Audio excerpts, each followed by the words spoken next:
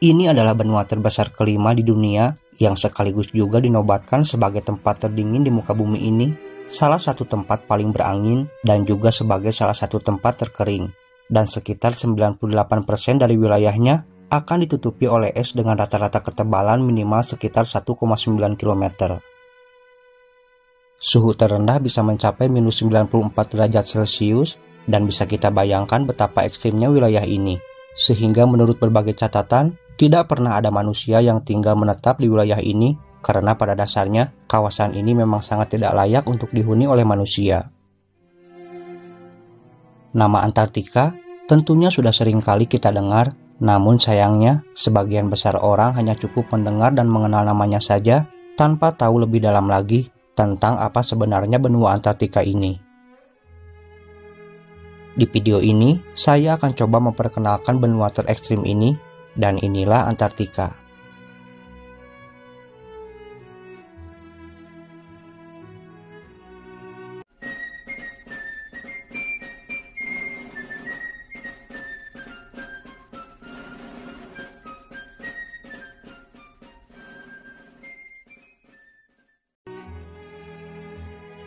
Benua Antartika memiliki perbandingan hampir 2 kali lipat dari benua Australia dengan luas sekitar kurang lebih 14 juta kilometer persegi, yang juga meliputi kutub selatan di bumi dan keseluruhannya hampir terletak di lingkar Antartik dengan dikelilingi oleh Samudra Pasifik, Samudra Atlantik, dan juga Samudra Hindia.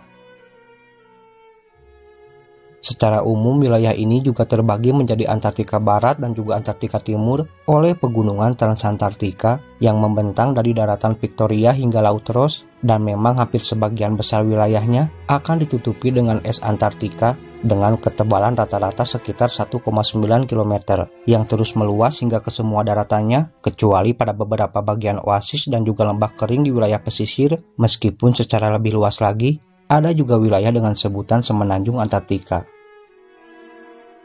Suhu minimum rata-rata di Antartika akan mencapai sekitar minus 80 derajat Celcius, yaitu untuk bagian pedalaman benua selama musim dingin. Dan suhu maksimumnya lebih dari 10 derajat Celcius, yaitu pada wilayah yang berdekatan dengan pantai pada musim panas.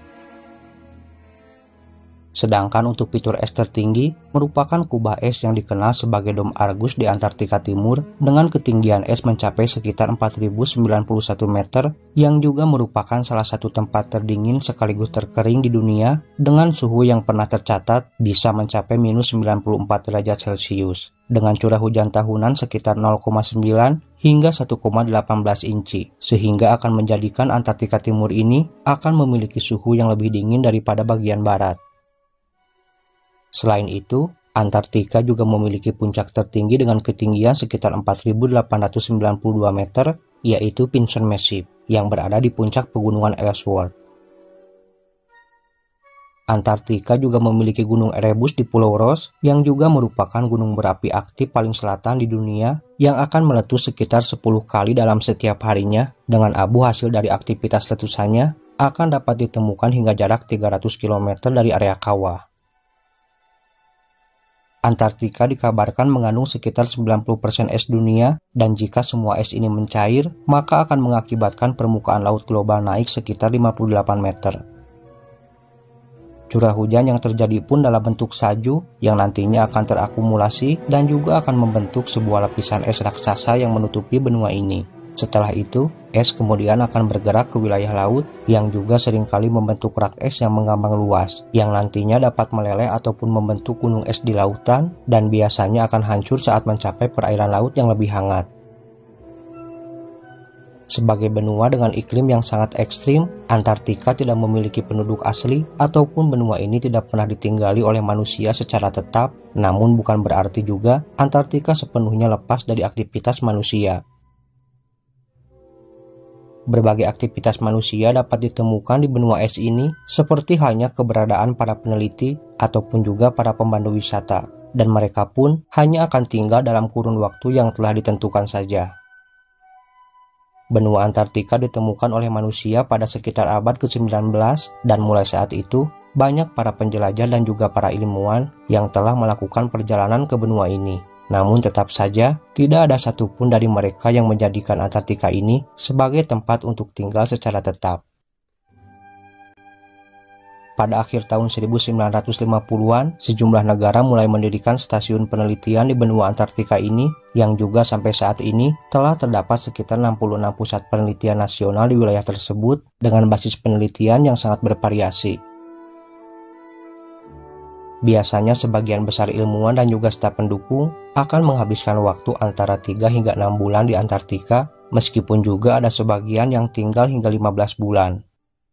Perjalanan yang dilakukan pun pada umumnya akan terjadi di sepanjang musim panas, karena jika dilakukan pada musim dingin, tentu saja perjalanan ke Antartika ini akan sangat berisiko tinggi, mengingat akan luasnya hamparan daratan es yang juga disertai dengan angin kencang dan juga jarak pandang yang sangat terbatas.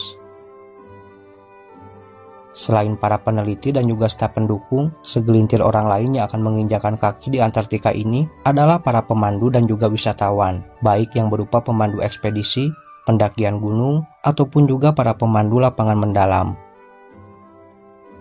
Sejak tahun 1950-an, para wisatawan telah berdatangan ke Antartika dengan rata-rata sekitar 170.000 orang yang tercatat mengunjungi benua ini di setiap tahunnya, baik dari negara-negara berbahasa Inggris, terutama dari wilayah Amerika Serikat, ataupun juga berbagai wisatawan dari Tiongkok, serta dari berbagai wilayah Eropa yang tidak berbahasa Inggris. Pada umumnya, wisatawan yang akan pergi ke Antartika ini akan diselenggarakan melewati pelayaran laut. Biasanya mereka akan menumpang kapal pesiar mewah yang akan berlayar mendekati kawasan Antartika dalam jarak aman, karena pada dasarnya laut di sekitar wilayah Antartika tersebut sangat penuh dengan berbagai gunung es. Di dasawarsa 70-an, perjalanan dengan menggunakan pesawat terbang juga pernah populer, yang akan melayani sebuah penerbangan melewati kawasan Antartika untuk bisa menikmati pemandangan dari udara, namun itu hanya sesaat saja. Karena pada tanggal 28 November 1978, salah satu pesawat telah menabrak Gunung Erebus sehingga pelayanan menikmati pemandangan dari udara kemudian dihentikan. Jika Antartika terbentuk sebagai benua luas yang tak berpenghuni, lalu siapakah dan juga negara manakah yang menjadi pemilik Antartika ini? Tentu saja hal itu akan menjadi sebuah pertanyaan yang cukup penting untuk diutarakan. Sebetulnya, Antartika tidak dimiliki oleh negara manapun dan wilayah tersebut telah diatur oleh sebuah perjanjian yang disebut sebagai Perjanjian Antartika, yang merupakan sebuah kesepakatan internasional yang akan mengatur berbagai penggunaan dari benua ini. Kesepakatan dari perjanjian tersebut ditandatangani pada tahun 1959, yaitu oleh 12 negara yang memiliki ilmuwan di dalam dan di sekitar Antartika ini, yang mulai berlaku pada tahun 1961. Ada beberapa kesepakatan yang tercantum dalam perjanjian Antartika ini, diantaranya Antartika hanya boleh digunakan untuk kegiatan damai, pelarangan melakukan kegiatan militer di kawasan tersebut, menetapkan kawasan Antartika sebagai perlindungan ilmiah, menetapkan kebebasan menyelidik, ataupun juga berbagai poin lainnya. Adapun tujuan dari perjanjian tersebut adalah sebagai jaminan dari kawasan Antartika ini untuk terus digunakan secara eksklusif dalam tujuan perdamaian, dan juga sebuah jaminan agar Antartika tidak menjadi tempat ataupun objek dari berbagai perselisihan internasional. Hal lain yang mungkin akan menjadi pertanyaan sebagian besar orang dari Antartika ini adalah tentang berbagai kehidupan dari binatang di wilayah tersebut, mengingat manusia pun tak ada yang berani untuk tinggal menetap di kawasan Antartika ini. Sebetulnya, meskipun tidak sepenuhnya hidup di kawasan paling dingin di Antartika ini, beberapa binatang mampu beradaptasi di beberapa wilayahnya, seperti halnya sekawanan pinguin yang memang telah lama menjadikan wilayah Antartika ini sebagai surga untuk mereka bertahan hidup. Selain penguin, beberapa peneliti juga mengatakan bahwa ada sekitar 40 spesies burung yang mampu untuk berkembang biak baik di wilayah Antartika itu sendiri ataupun juga di kawasan yang hanya berdekatan saja. Selain berbagai spesies burung, beberapa jenis mamalia juga tak luput untuk tinggal di kawasan Antartika ini, seperti halnya anjing laut, paus orca, ataupun juga yang lainnya. Beberapa invertebrata, berbagai jenis fungi, lumut, ataupun juga berbagai tanaman berbunga yang ditemukan di semenanjung Antartika juga merupakan saksi dari ekstrimnya benua Antartika ini. Kombinasi suhu beku dengan kualitas tanah yang buruk, serta kurangnya kelembaban dan juga sinar matahari, tentunya akan menghambat pertumbuhan berbagai tanaman, sehingga telah menyebabkan rendahnya keanekaragaman spesies yang juga disertai distribusi yang terbatas. Namun di balik keekstriman dari suhu Antartika ini, meskipun hanya dengan jumlah keanekaragaman yang sangat terbatas, ketiadaan populasi tetap manusia yang tinggal tentunya akan menjadi sebuah keuntungan tersendiri untuk berbagai organisme yang ada, karena setidaknya kehidupan mereka akan sangat minim dari berbagai gangguan tangan-tangan jahil manusia.